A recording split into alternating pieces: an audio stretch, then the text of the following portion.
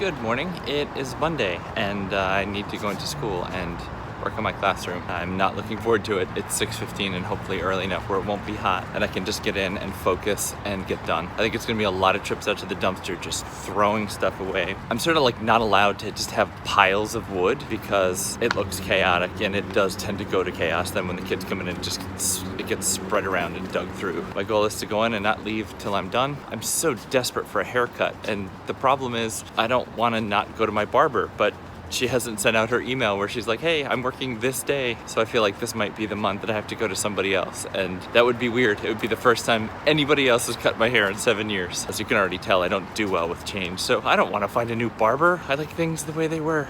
I guess we already know life's not like that anymore. I'm anxious this morning too. I think maybe it's school nerves and school anxiousness as opposed to relationship stuff, but I think it's all gonna come to a head. The fact that we're doing mediation the day before school starts, I think is a terrible idea. I can't see being able to focus on either thing. Mediation is always a huge stressor for me. I always get panicked and upset.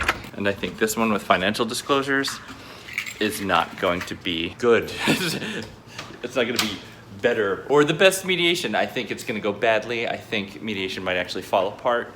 And if that's the case, it will be stressful because it will be me controlling things a little bit. It will be me saying, not good enough. It would be me saying, I don't want this. This isn't good for me, which will cause her to freak out. And when she loses control, that's when things get nasty. So if things get nasty the day before school starts, I think it's gonna be a real challenge to go into school and be like, hey everybody, like this is gonna be amazing. I'm gonna try real hard, but those are things I'm concerned about.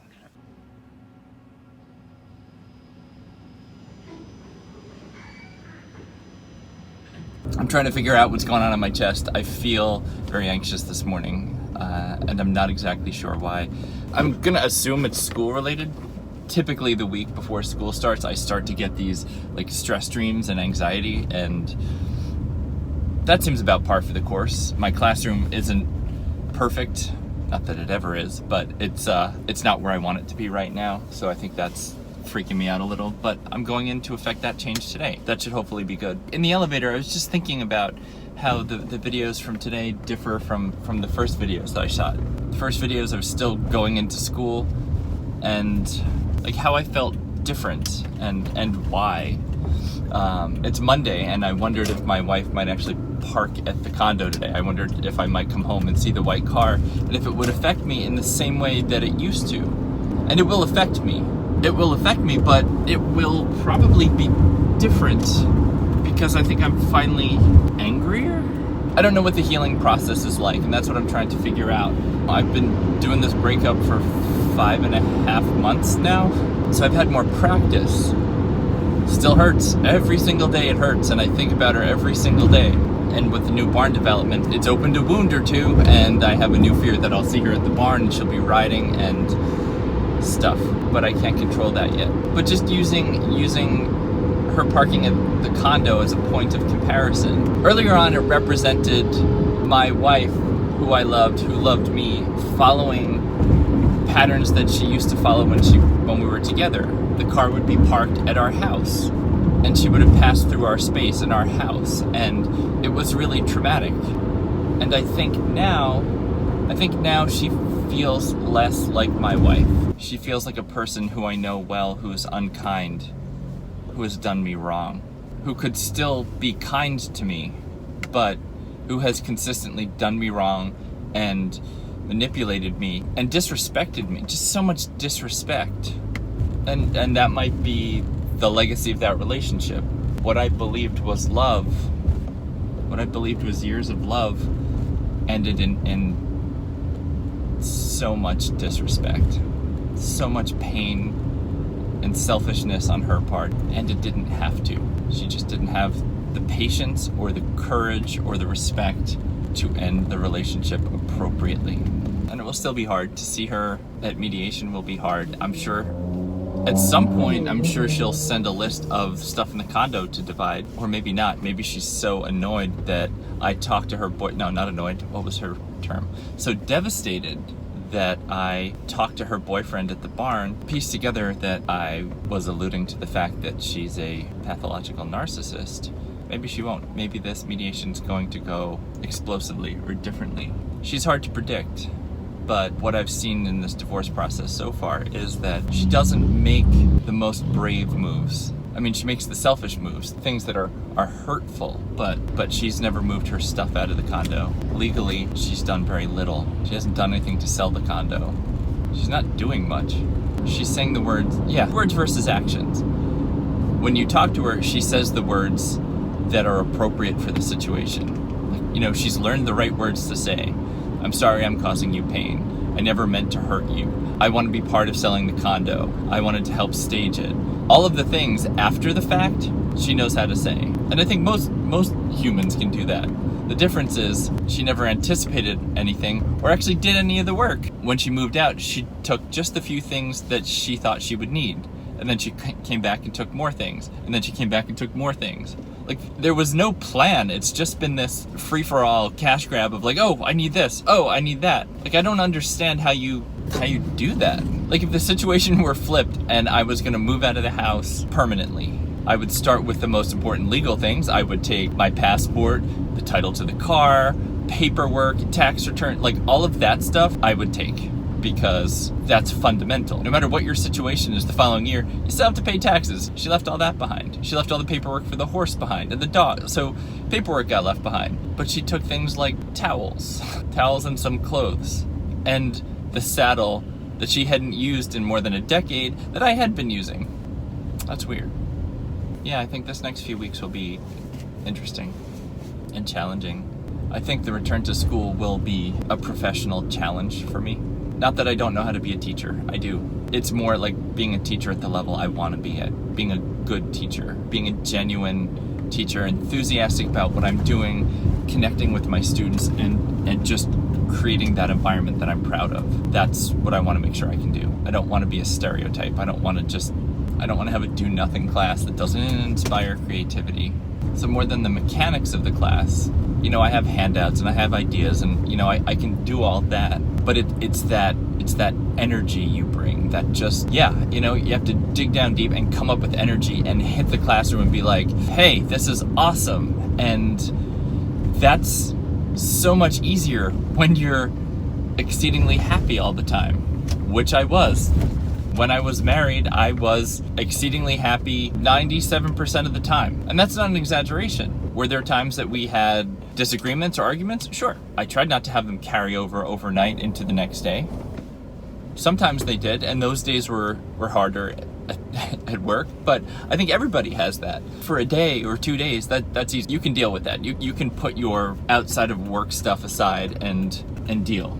It's this grind of months. It's been more than 5 months of continual pain, of a continuous uncertain limbo feeling. I'm aware of my situation and I don't want me to change. I don't want the core fundamental, like the me-ness of me to go away or to change. And I'm putting a lot of energy into trying to preserve that. I know I'm me. I know I'm in here. I know I'm good. I'm just broken. But I feel like if I just persist, if I just keep doing the things I know I can do and doing things that make me happy, that connect with me on a fundamental level, I'll get back to me. I'll find myself again. It'll make me the kind of person that will be good for somebody else, that will enable me to connect with someone in a genuine way, in a way that's consistent with me. I don't want to meet somebody on a rebound. I don't want to date someone. I want to date somebody for them, because I like them, not because they're not her. I understand the rebound and man, I'm lonely and I would love to date anybody, but I have too much respect for whomever I might see next to do that to them. And I fear that if mediation goes badly and she takes the dog, it will get even worse. Wow, that got meandery. I don't know, maybe there's something good in there. 3 hours. Let's check in 3 hours and see where we're at. Hopefully, I'm feeling good about stuff. I will see you then. I just started recording and one of my former students who was supposed to help me clean, he called and he was like, hey, my flight's in 30 minutes. I wanted to know if I could stop by and say goodbye. And I was like, I'm just driving away from school. And he's like, oh, okay.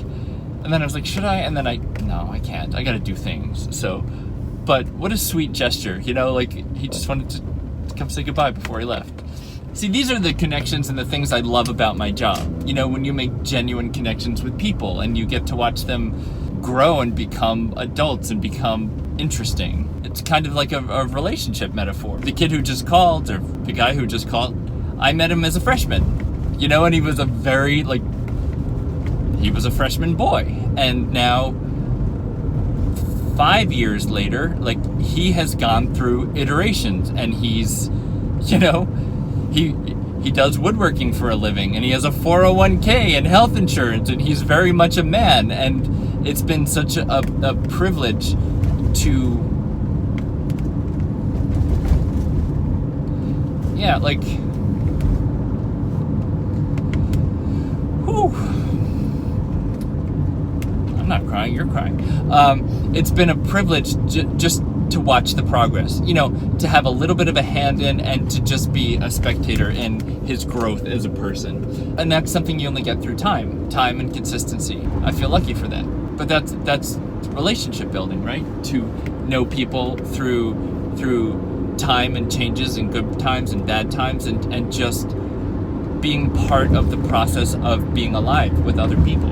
And I think that's partly why I'm suffering at the breakup of my marriage, is that time has been longer. It's been I've known her for 7.5 years. 7.5 years of time and energy put in, and growth and change and personal iterations and acceptance and love and all of that. I mean, I guess my assumption is that, like, through each iteration or growth or change, that we'd stay together, that you've committed to doing life with this person, so you're doing it. And maybe she committed without actually committing. I was going to walk down to my new apartment and sign the lease, but I wasted time. So no, I'm running late. So, well, not late, I just don't have time to walk, so I'm driving, which is fine.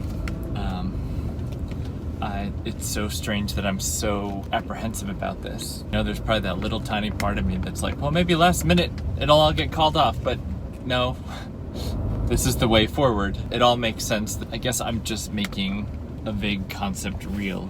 And it's just strange because at some point I will move there and it won't really affect anybody. You know, I keep thinking, like, the building I live in, I'll have to, like, say goodbye to people, but I don't think it'll affect anybody. You know, the people I live in the building with are nice, but I doubt they're gonna be like, oh, we all live in the same vicinity comfortably, and I've known them, a lot of them, for 3 years, but I don't think they're gonna feel my loss. I don't think people realize my wife is gone. You know, it's funny being an adult that way. You just learn to coexist with people and make assumptions.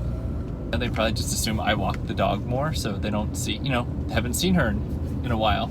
I don't think people immediately jump to, maybe she cheated with a horse trainer and they're getting divorced. But just in case you guys are watching, that is what happened, so yeah. I'm sure I will tell some of the people I frequently see, but even that's awkward. You know, maybe it should just be a more gentle goodbye and I should just disappear. You know, people I see walking the dog several times a week. I can't imagine being like, hey, just so you know, I'm moving. I don't think there's a need for a formal goodbye, but I feel like there should be a formal goodbye because we've interacted for years. That's weird. Maybe that's just life, you know? You go along and then it changes, and maybe the change is just unceremonious. It's just, all right, bye. It's a slightly lonely feeling. So, I don't matter to my wife. You know, she moved out. She's divorcing me and moving north with her boyfriend. Got it. So I don't matter to her. I don't really matter to the people I'm in the building with. I mean, they like me and all, but it doesn't matter. These are my day-to-day interactions. And I'm not depressed. This isn't a call for help thing. But I do see asking the question of, who do I matter to? And I could imagine people who feel less supported than I do getting really low at that question. You know, as I sit here now, if I shut myself in, you know, if I just stayed in my condo for a week and didn't go out and didn't see anybody, if I just became a shut-in, who would notice?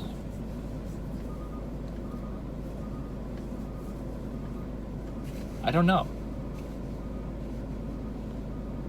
And that's a weird feeling. That's a bad feeling. So then it makes me think, am I not active enough in the community? Am I not pursuing friends hard enough? Like, am I doing something wrong in my life where I feel that way? Do I need to evaluate things so that I could feel like it would matter if I disappeared? I don't know. And that's why I love having these talks with you. I hadn't really thought about that before. But now that I'm thinking about that, so what's it going to take for me to feel thought about and concerned for?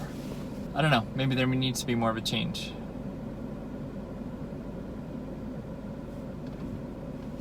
If I shut myself in, will my wife notice? No, absolutely not. Would the people in my building notice? No. Would the barn people notice? Maybe, but I think the culture is such that it would be more like, oh, we haven't seen Ken in a while. My running partner, yeah, maybe she would notice. Yeah, there's a couple people who I correspond with frequently enough where I think they would be like, that's weird, I haven't talked to him in a little bit. That's good. Okay, I have a couple people, but maybe it's a sign I need to do more. I need to reach out to a broader spectrum of people and be more involved. That was remarkably easy. So long as I have renter's insurance, electric, and I've e-signed the lease, which she'll send me in a couple minutes, I should be good. I don't understand my stress on this whole thing. It seems like it should be more difficult, but I've filled out pretty minimal paperwork and I've been approved. It's a funny feeling when there's nothing new to report. It's like, how are you doing? It's like, well, I'm still the same, but nothing's new, nothing's changed. Those low moments are, sometimes you are the way you are regardless of the stimulus. Like, I haven't seen her, I haven't talked to her, we haven't interacted at all, there's been nothing. I'm still sad though, like I'm still lonely. She doesn't have to directly impact my life at the moment.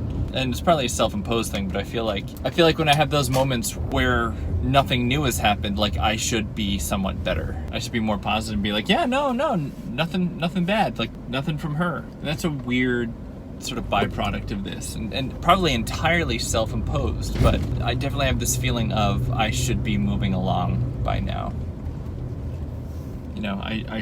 I should not be as bad as I feel sometimes. But then on the other side, it's like, well, give yourself permission to be who you are. I'm not well. I'm just not. I hurt. But it's hard to give yourself permission sometimes to just be like, I'm broken. People are like, be kind to yourself. And I'm trying to be. Hey, YouTube. Just kidding. Got a little bit of turkey, a little bit of mashed potatoes, a little bit of mac and cheese, a little bit of corn salad, a tiny bit of vegan egg salad that was really awesome, and 2 little slivers of plantains. Nice. Good. I don't know what to do. Right now it's gonna be rush hour. People are gonna be headed north on 5, but I feel like maybe I wanna go to a beach and fly the drone for sunset. Maybe I should do that tomorrow. I don't know. I hate this sense of wasting time, letting the days pass. I feel like I should make more bold moves.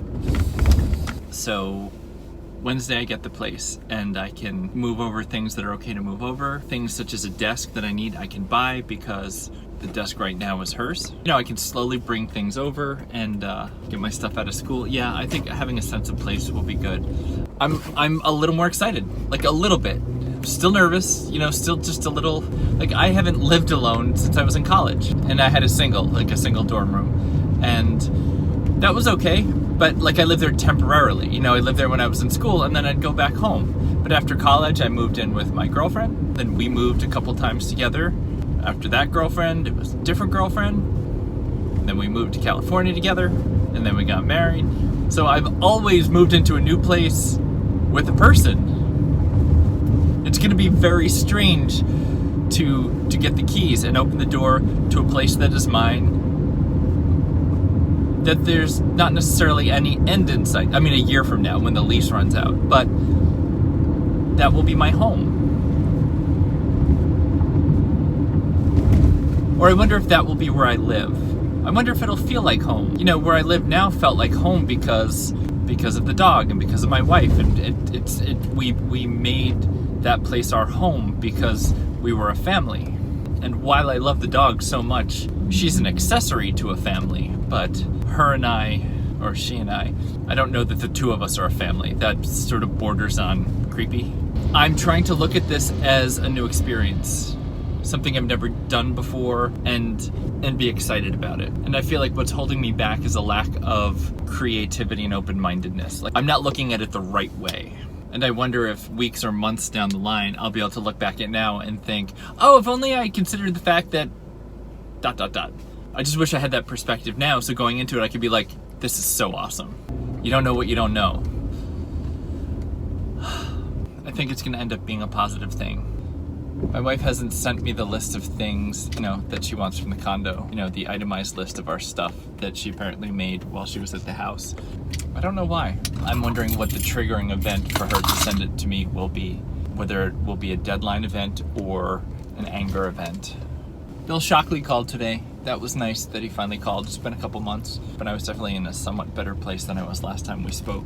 Yeah, it's funny what different people are sensitive to. Like, a lot of people will say something about she'll get hers or they'll get theirs, or karmically it will be bad. And my sort of pat response is, oh yeah, I hope it happens soon. And people usually laugh. That's just the way it goes. It's a way of making light of the situation. And when Bill said it today, and I said, oh God, I wish it would happen soon, he kind of shushed me. He kind of said, basically he said, you're better than that. You're classier than that. Like, don't let that be what it will. Don't sort of karmically put a hand in it. Don't wish evil. You're better than that. And it's so funny because I like to think I am, but then I say the things like I do for comedic effect, but also because I mean it. And it affected me. Like, I don't know if it's actually going to affect my behavior because, I guess the ideal situation would be to be neutral, to have no feelings on their relationship and let it be what it may. But because I am so hurt, I do wish it went badly. I don't think it's fair that people get to start a relationship like that and hurt other people and have a successful relationship. I think there's something wrong with that. But I think people are interesting. What affects other people? I need to think about that some more, but that made an impression on me of, don't think like that, man. Like, you're better than that. And I appreciate him. I'm lucky to have him in my life. I would, in some ways, like to do an East Coast trip and see a lot of people I haven't seen in a long time, but I don't have the money for that. I'm gonna go upstairs and think about the weather and think about clouds and sunset and make some kind of plan. I will see you in a little bit.